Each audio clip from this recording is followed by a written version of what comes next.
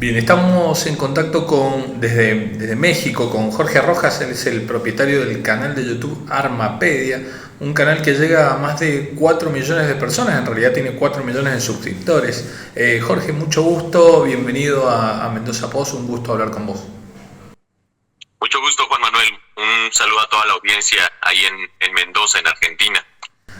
Jorge, contanos un poco desde cuándo surge este canal. Tiene 10 años ya de antigüedad. ¿Cuándo surge y por qué surge este canal?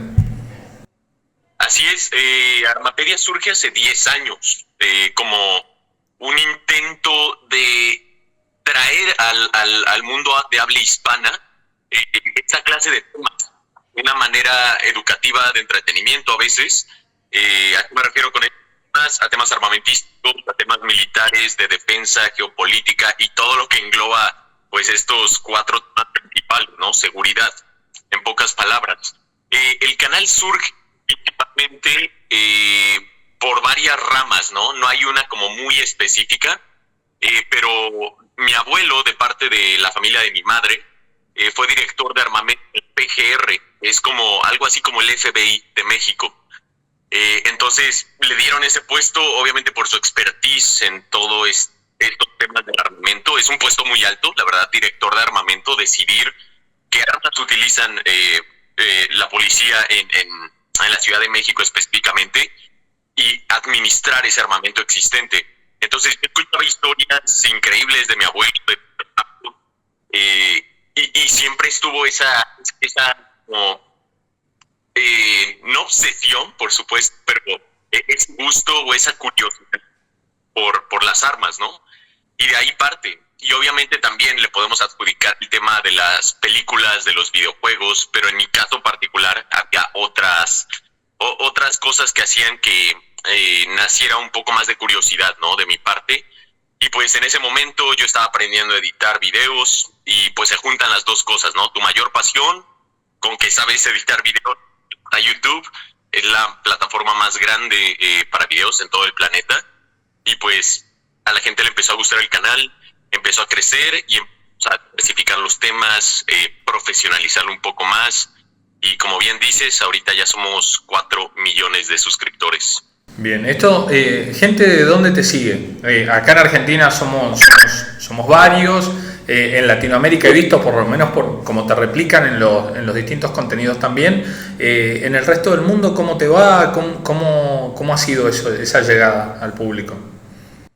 Eso es algo bien interesante, porque al principio pues solo piensas que te va a ver gente de tu país, y resulta que no, que YouTube es una plataforma global, y como bien dices, o sea, todo Latinoamérica, incluyendo, pues claro, México, Argentina, Colombia, Perú, Chile, Ecuador. O sea, la lista es prácticamente toda América Latina, pero incluso te sorprenderá saber, o a muchos les sorprenderá saber, que pues también gente de Estados Unidos y de Brasil, que aunque hablan nuestro idioma, bueno, en Estados Unidos hay una comunidad hispana muy grande, ¿no? Entonces, gente consume mucho de mi contenido en Estados Unidos, pero igual en Brasil, ¿no? O sea, hablan portugués, pero hay varios que hablan portugués y español, entonces también ahí, y por supuesto España, que no está considerado en Latinoamérica, pero también es muy grande. Pero Argentina también, o sea, mencionar, es uno de los que más me ven, de los países que más me ven, pero también de los que más apoyo recibo.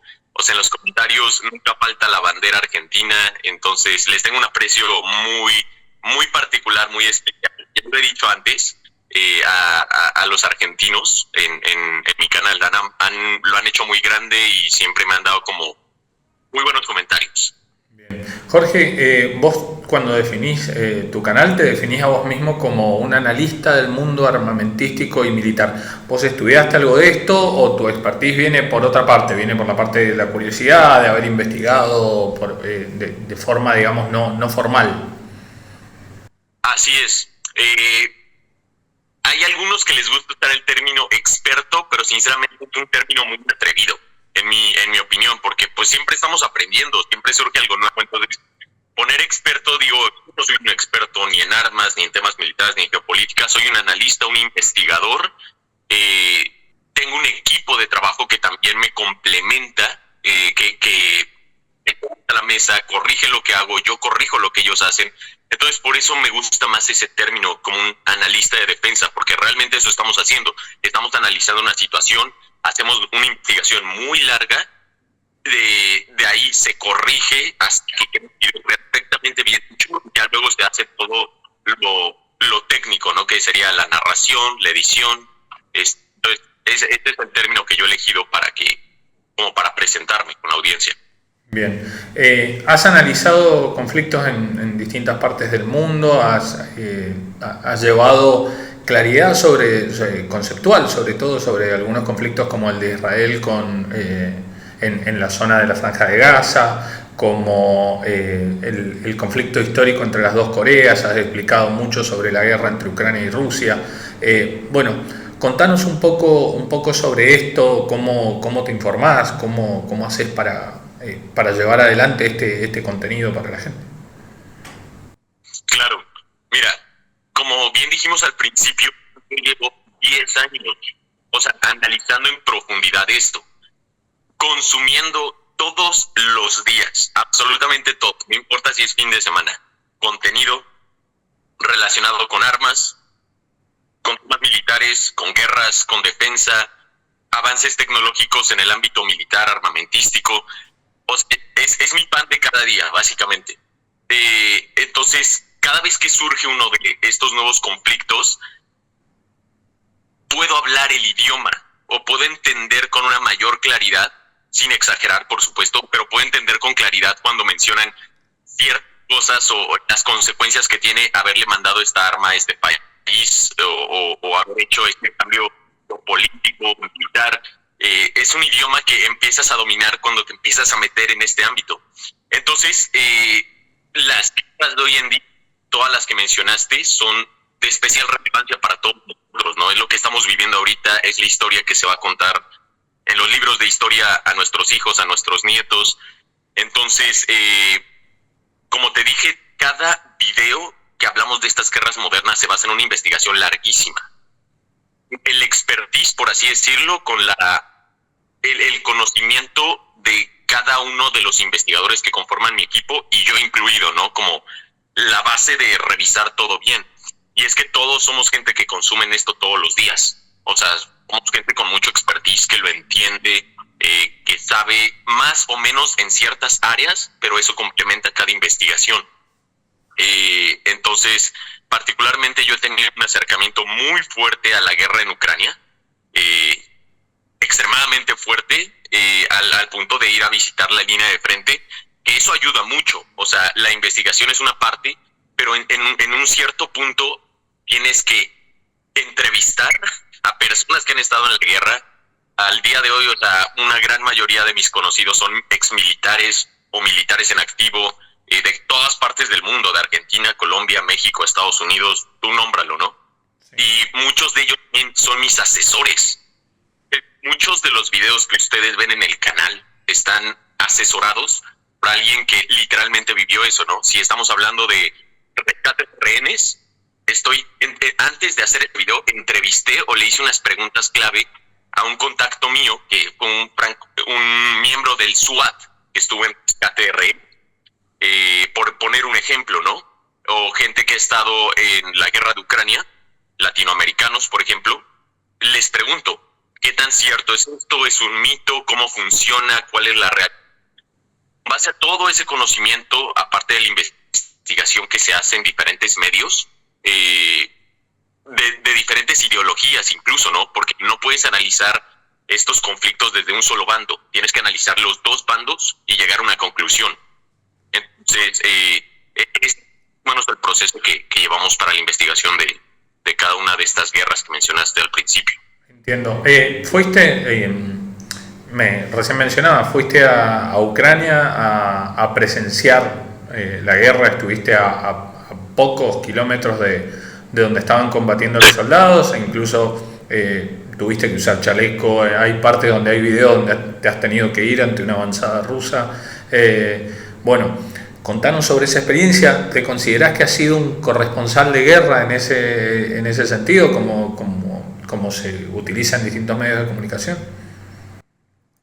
Sí, la verdad es que corresponsal de guerra yo creo que es una buena palabra. documentalista, también podría usar esa palabra, porque literalmente, o sea, hicimos un proceso legal en el Ministerio de Defensa ucraniano para poder entrar. Entonces, hay todo un proceso, no es nada más como llegar a una zona en guerra y empezar a ganar. O sea, para llegar a la línea de frente, a los combates, o lo más cerca que pueda de los combates, pues hay un proceso muy largo, ¿no? Que incluso a mí, a México le piden visa, el país, Ucrania.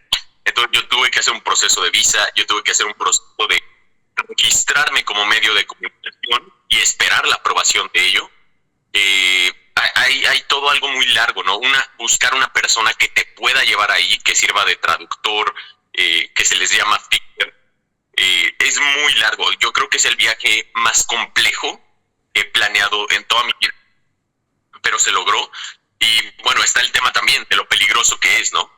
Y fue la primera vez que yo y mi equipo fuimos a una zona en guerra, entonces se vuelve mucho más complejo porque no entiendes muchas cosas.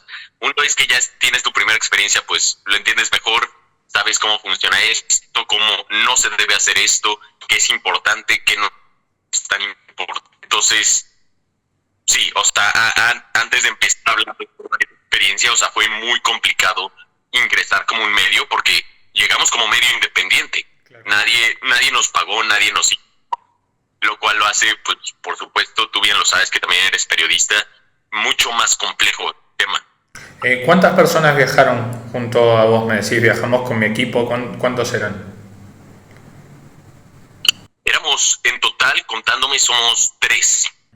Mi camarógrafo de ellos es un buen amigo mío que también es creador de contenido, Paris, el canal Camarada Fibric, y yo. Entonces, él tenía expertise geopolítico porque él hace como... Éramos un equipo genial, o sea, porque uno era el de la cámara, operaba absolutamente todo. Yo también tenía una cámara, entonces digamos que teníamos 2 cámaras. Y es de confianza, es mi camarógrafo de pues toda la vida, un buen amigo mío. Y luego de Camarada, que era un experto en geopolítica. Él hace reportes del frente de batalla todos los días desde hace 3 años prácticamente. Entonces, pues imagínate, tener a alguien con ese conocimiento enriqueció mucho educativamente el viaje, o sea, como para entender muchas cosas, porque es un conflicto muy complejo. Entonces, ese era el equipo que traíamos para Ucrania. Bien. ¿Sintieron miedo en algún momento? Es muy humano sentir miedo, digo, y estando tan cerca de la guerra, ¿te pasó? Sí, fíjate que aún tengo debate sobre, ¿era miedo o era injusticia? Porque digo, hay una delgada línea, ¿no? Como ya entre estar nervioso y sentir miedo. Bueno, podríamos decir que sí. Yo creo que era más nerviosismo porque fuimos a lo desconocido, fuimos a algo que no conocíamos. Entonces, sí hubo momentos, y es que esto cambia mucho de las guerras que tenemos en Latinoamérica, que usualmente son contra el crimen organizado y ese tipo de cosas. Esto era una guerra convencional. Estaban usando artillería, misiles, este tipo de armas. Aunque uses tu chaleco, aunque uses un casco, no importa absolutamente nada. O sea, te van a matar. Y de hecho, en el video que subí, 5 días después de que estuvimos en una Machasilla, una pequeña ciudad, mataron a una corresponsal, no a una corresponsal, a una persona como de ayuda humanitaria de España, en el mismo lugar donde estuvimos. Entonces como que te cae el 20 de, o sea, lo que fuimos a hacer fue realmente peligroso. Claro. Puede que no te pase nada, como en nuestro caso, pero pues es completamente relativo y la situación puede cambiar o escalar muy rápido. Entonces eso es lo que te ponía un poco nervioso, con miedo, que no sabías realmente qué tan peligroso era a lo que estaba haciendo. ¿Cuántos días estuvieron en total ustedes en el frente de batalla? Estuvimos un total frente de batalla, porque digo, estuvimos otros días en Kiev, la capital, que aunque sí hay ataques, y nos tocaron ataques, no hay tanta actividad bélica, por así decirlo, pero en la línea de frente estuvimos 5 días. Estuvimos en 2 frentes distintos, en el frente este y en el frente sur. Y créeme, o sea, son peligros muy distintos. En el sur hay minas, en el este hay artillería como el demonio. O sea, entonces fue ver dos tipos de terrenos distintos, dos tipos de guerra distintos, en la misma guerra, ¿no? Pero fue interesante analizar los frentes en tan poco tiempo. Hay un video muy interesante de los últimos que subiste que habla de la conflictividad en distintas zonas en el planeta y la capacidad que esto tiene a nivel destructivo, o sea, cuál tiene potencial de generar una tercera guerra mundial o de una destrucción masiva como sucedió con la Segunda Guerra Mundial, teniendo en cuenta también la magnitud de las armas que hay ahora. Contanos un poco sobre esto y qué te genera. Porque muchas veces ese nerviosismo que vos decís, tener este conocimiento, saber sobre estas cosas, por ahí hace que sea más palpable el peligro, ¿no? Claro. Pues mira, a mí no me gusta sonar alarmista o exagerar las cosas porque no es mi estilo de contenido y soy una persona como muy analítica en ese sentido. Pero realmente, o sea, sí te puedo decir que en los últimos 3 años, o sea, lo que lleva la guerra de Ucrania, sí se ha, o sea, un cambio. Para los que analizamos esto en profundidad, o sea, sí se ha visto un cambio de cuestiones geopolíticas. O sea, la palabra Tercera Guerra Mundial hace 5 años era una grosería de utilizar para cualquier político. Hoy en día todos la están utilizando. El estar hablando de uso de armas nucleares era una palabra innombrable en todos los discursos geopolíticos de todos los políticos del mundo, desde Argentina, Rusia, Estados Unidos, México. O sea, esas palabras no se mencionaban. Y hoy en día están, te digo, en toda la retórica, en todos los discursos. A mí me tocó escuchar a Vladimir Putin en Moscú, en un evento militar, estar presumiendo armas nucleares y hablar de armas nucleares. Entonces empiezo a decir como de, ok, estamos viviendo una época distinta. Y sí creo que estamos en un punto muy tenso de la historia del siglo XXI, por así decirlo, de la historia moderna del siglo XXI en adelante. O sea, sí estamos viviendo algo que va a salir en los libros, de lo cual se va a analizar y se va a hablar, porque estuvimos en una relativa paz desde la caída de la Unión Soviética hasta ahorita. O sea, estos temas eran tabú, no se tocaban, y ahorita estamos volviendo a tocarlos. Entonces, pues sí, o sea, te digo, no quiero sonar alarmista, pero sí estamos viviendo algo bastante tenso, así lo podría definir. Bien. En cuanto al desarrollo armamentístico, muchas veces parte de la tecnología que nosotros usamos de forma cotidiana ha venido en primera instancia desde cuestiones militares, desde Internet, por dar el ejemplo más claro. ¿Qué te ha sorprendido conocer en cuanto a las armas que has visto últimamente, teniendo en cuenta que estás en contacto permanente con este tipo de información? Me ha parecido muy interesante la evolución que estamos viendo en el campo de batalla. Te digo, esta guerra en Ucrania no es tanto porque es en Europa, sino porque como es una guerra de tipo convencional y están usando todas las tecnologías grandes que estamos viendo ahora ya en el campo de pruebas real. No de pruebas, el campo real, o sea, el campo de batalla. Estamos viendo cómo funcionan, cómo se desarrollan el campo de batalla real.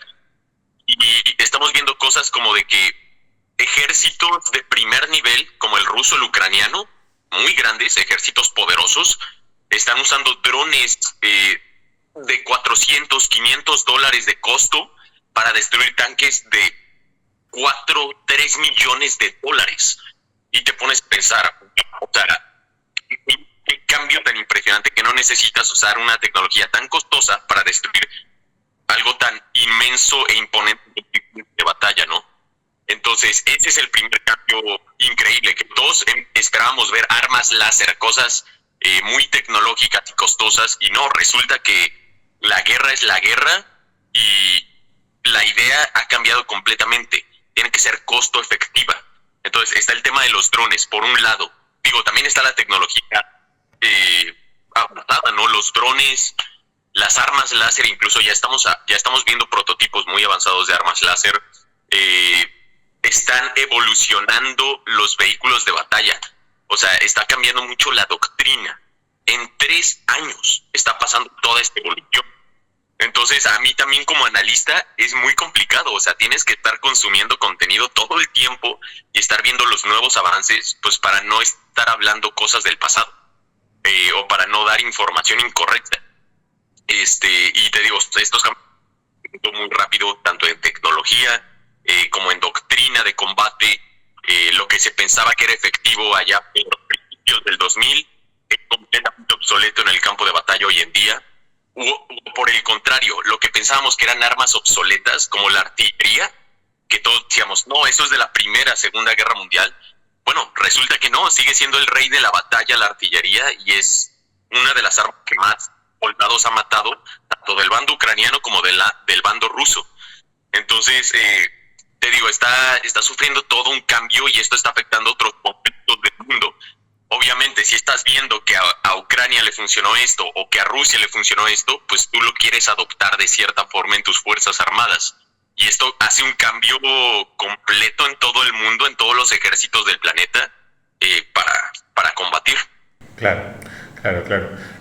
Por último, como para ir cerrando, consultarte sobre esta experiencia en estos 10 años que tenés como comunicador del ámbito de la guerra y del ámbito armamentístico. Bueno, que nos cuentes, que nos hagas un balance de cómo han sido para vos estos 10 años, y para aquellas personas que no te conocen, que no saben qué se van a encontrar en el canal, bueno, una reseña de conocer qué es lo que nos ofrece Armapedia. Claro, pues miren, 10 años es fácil decirlo, pero es mucho tiempo, es mucho análisis. Estaba revisando el otro día y tenemos subidos al canal 750 videos de diferentes temáticas, ¿no? Armas, temas militares, geopolítica, defensa, seguridad, incluso temas policiales, supervivencia, algunos.